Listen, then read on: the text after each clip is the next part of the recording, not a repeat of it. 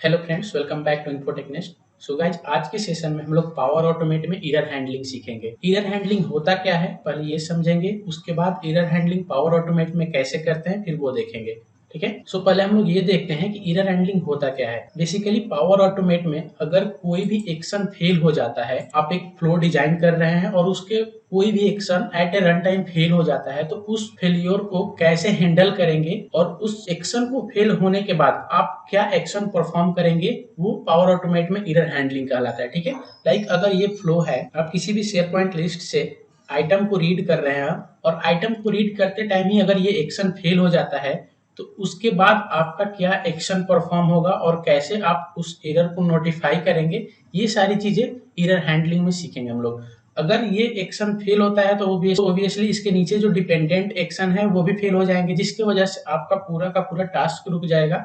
अगर आप error handling नहीं किए रहेंगे तो आपका वो पूरा फ्लो फेल होगा और आपको नोटिफिकेशन भी नहीं पहुंचेगा, और एरर हैंडलिंग नहीं है तो कोई भी इंफॉर्मेशन आपको नहीं मिलेगा अनटिल अनलेस अगर आप इसके फ्लो के रन को चेक नहीं करेंगे, तब तक आपको मालूम नहीं होगा कि ये फ्लो फेल हुआ है या सक्सेस हुआ है। और प्रोडक्शन में अगर कोई भी फ्लो है तो उसके रन को आप मैनुअली बार बार जाकर चेक नहीं करेंगे। सिनेरियो में अगर आप एरर हैंडलिंग नहीं किए रहेंगे तो आपको ये पता नहीं चलेगा और वो डिपेंडेंट टास्क जो भी है वो परफॉर्म नहीं हो पाएगा, जिसकी वजह से आपका पूरा एप्लीकेशन डाउन हो जाएगा। तो चलिए ये समझते हैं कि पावर ऑटोमेट में एरर हैंडलिंग कैसे होता है।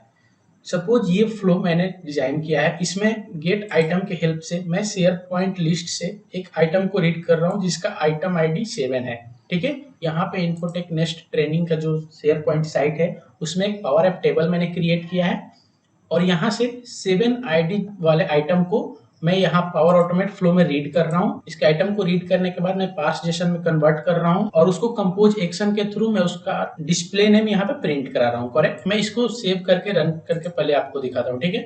यहाँ पे मैनुअली ट्रिगर रखा हूँ ताकि मैं मैनुअल ट्रिगर कर पाऊँ। गेट आइटम में यहाँ पे साइट का एड्रेस पास होता है, फिर लिस्ट नेम सेलेक्ट करते हैं, उसके बाद आईडी पास करते हैं जिस आईडी को रीड करना होता है। ठीक है। और पार्स जेसन और कंपोज, पार्स जेसन में कंटेंट मैंने ये इसी का बॉडी पास कर दिया है और स्कीमा इसका मैंने जनरेट कर लिया है इसके आउटपुट से। अगर ये पार्स जेसन और कंपोज आपको पता नहीं है तो वेट करो, मैं नेक्स्ट सेशन या नेक्स्ट 2 और 3 अपकमिंग सेशन में पार्स जेसन और कंपोज भी मैं आपको समझा दूंगा। ठीक है।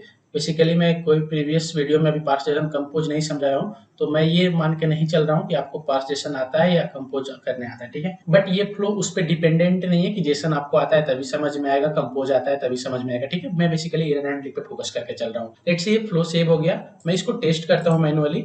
टेस्ट करने के बाद मैं इसके वैल्यू को रीड करके देखता हूँ। ठीक है। सो यहाँ पे देखेंगे तो फ्लो सक्सेसफुली पास हो चुका है। गेट आइटम में 7th आईडी वाले आइटम को हम लोग रीड कर सकते हैं। यहाँ पे पार्स जेसन भी कन्वर्ट हो गया है, पार्स जेसन भी सक्सेसफुली कन्वर्ट हो गया, कंपोज भी सक्सेसफुली कन्वर्ट हो गया, इसका नाम दिखा रहा है display name Aniket Singh. Correct. अभी क्या करते हैं हम लोग, गेट आइटम में जो हम लोगों ने आईडी पास किया है या तो उसको डिलीट कर देते हैं या उसमें कुछ मॉडिफाई कर देते हैं। ठीक है।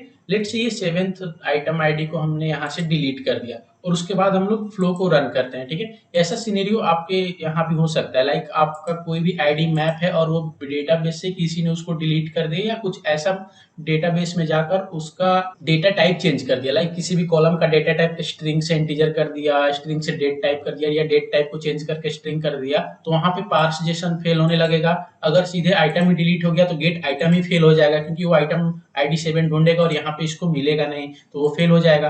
फिर उस सिनेरियो में अगर आप एरर हैंडलिंग नहीं किए रहेंगे तो आपको पता ही नहीं चलेगा अनटिल अनलेस जब तक आप उसके फ्लो रन को चेक नहीं करते हैं। हिस्ट्री में जाकर जब आप उसके फ्लो रन को चेक करेंगे तब आपको पता चलेगा। ठीक है।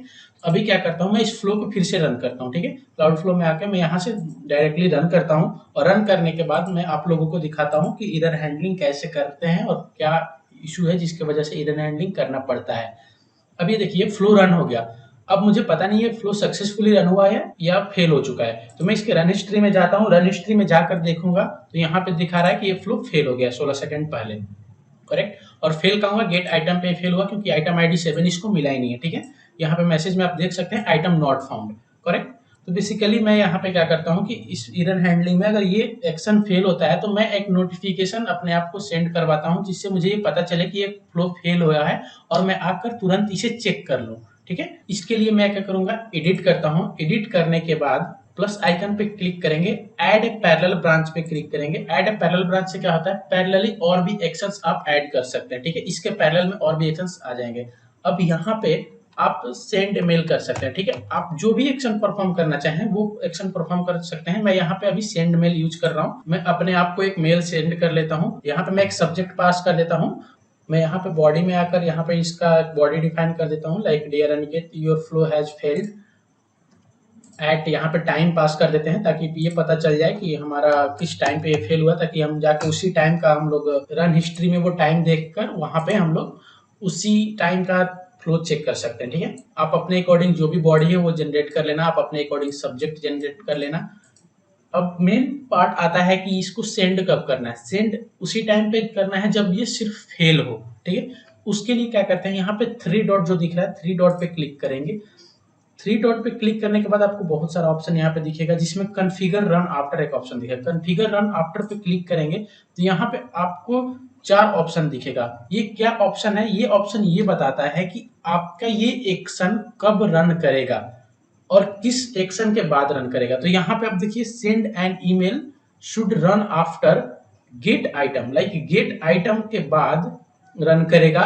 सो अभी के लिए सक्सेसफुल चेक्ड है, तो जब ये गेट आइटम सक्सेस हो जाएगा तब ये रन करेगा। तो हमें सक्सेस पे तो रन ही नहीं कराना है ऑब्वियसली। अगर आप देखो तो सक्सेस के लिए हमारे पास ऑलरेडी एक ब्रांच इधर से जा रहा है, तो हमें क्या करना है, सिर्फ और सिर्फ जब ये फेल हो जाए तब रन कराना है। यानी अब यहाँ पे ये कॉन्फ़िगर हो गया, सक्सेस को मैं अनचेक करके हैज फेल्ड को मार्क कर दिया।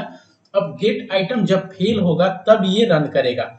अब देखिए यहाँ पे आप स्किप और टाइम्ड आउट को भी चेक कर सकते हैं, लेकिन स्किप और टाइम्ड आउट अभी के लिए जरूरत नहीं है। जब आपको लगे कि अगर ये स्किप कर जाए किसी वजह से या बहुत ज्यादा देर तक चल रहा है और टाइम आउट हो जाए फिर भी ये रिजल्ट ना दे, तब भी आप अगर नोटिफाई करना चाहते हैं तभी कर सकते हैं। तो उस केस में आप has timed out is skipped भी चेक कर सकते हैं। बट अभी के लिए मैं सिर्फ फेल वाले कंडीशन को दिखा रहा हूँ, ठीक। अब यहाँ पे डन कर देंगे तो अभी आपका क्या होगा, ये एक्शन सिर्फ उसी टाइम पे रन करेगा जब ये फ्लो फेल होगा, ठीक है। अभी मैं क्या करता हूँ, सेव करता हूँ, सेव करके टेस्ट करता हूँ, फिर मैं आप लोगों का इसका रिजल्ट दिखाता हूँ। सेव हो गया, टेस्ट पे क्लिक करेंगे, मैनुअल टेस्ट करते हैं इसको, ठीक है। अभी क्या है, ये फ्लो फेल तो हुआ है, बट आप यहाँ पे देख सकते हैं फेल वाले सिनेरियो में ये सेकेंड ब्रांच में इंटर किया है। यहाँ जो पैरेलल ब्रांच हम लोगों ने क्रिएट किया था उस ब्रांच में जाके सेंड ईमेल एक्शन ट्रिगर हुआ है और ये मुझे मेल सेंड कर चुका है, जिसमें मुझे अब पता चल जाएगा कि ये फ्लो फेल हुआ है। अब क्या है, जैसे ही ये फ्लो फेल होगा मुझे एक मेल आएगा और मैं वो मेल रीड करके यहाँ पे आके देख सकता हूँ कि फ्लो फेल हुआ है, करेक्ट। तो यहाँ पे मैं आपको आउटलुक में लॉगिन करके दिखाता हूँ। मैं यहाँ पे अभी आउटलुक में लॉगिन कर लिया हूँ। यहाँ पे आप देख सकते हैं कि 9:55 PM पे मुझे एक मेल आ चुका है और उस मेल में मुझे मिल चुका है कि ये फ्लो फेल हुआ है और किस टाइम पे फेल हुआ है वो भी मिल चुका है, ठीक है। अब क्या होगा, बहुत सारा अगर रन होगा तो मैं इस पार्टिकुलर टाइम पे जाके उस फ्लो का रन चेक कर लूंगा और उसको तुरंत आइडेंटिफाई करके उसको रिजॉल्व कर दूंगा, ठीक है। और सब्जेक्ट में आप लोगों ने ये देखा कि मैंने ये भेजा था instant flow failed. Instant flow basically इस फ्लो का नाम था, नाम आपके फ्लो का कुछ भी हो सकता है। अब हम लोग क्या करते हैं, एडिट करके, एडिट करने के बाद जो 7 है इसको लेट से 5 नंबर आईडी आपको चाहिए और उसको रीड करना है और इसको मैं रन करके दिखाता हूँ। जब सक्सेस वाला सिनेरियो होता है तब ये एक्शन ट्रिगर नहीं होता है, ठीक है। तो उसके लिए मैं फिर से इसको सेव करके टेस्ट कर रहा हूँ। हालांकि 7th आईडी से मैंने चेंज करके आईडी नंबर 5 डाल दिया है, क्योंकि आईडी नंबर 5 यहाँ पे इसको इजीली मिल जाएगा और ये सक्सेसफुली पास हो जाएगा।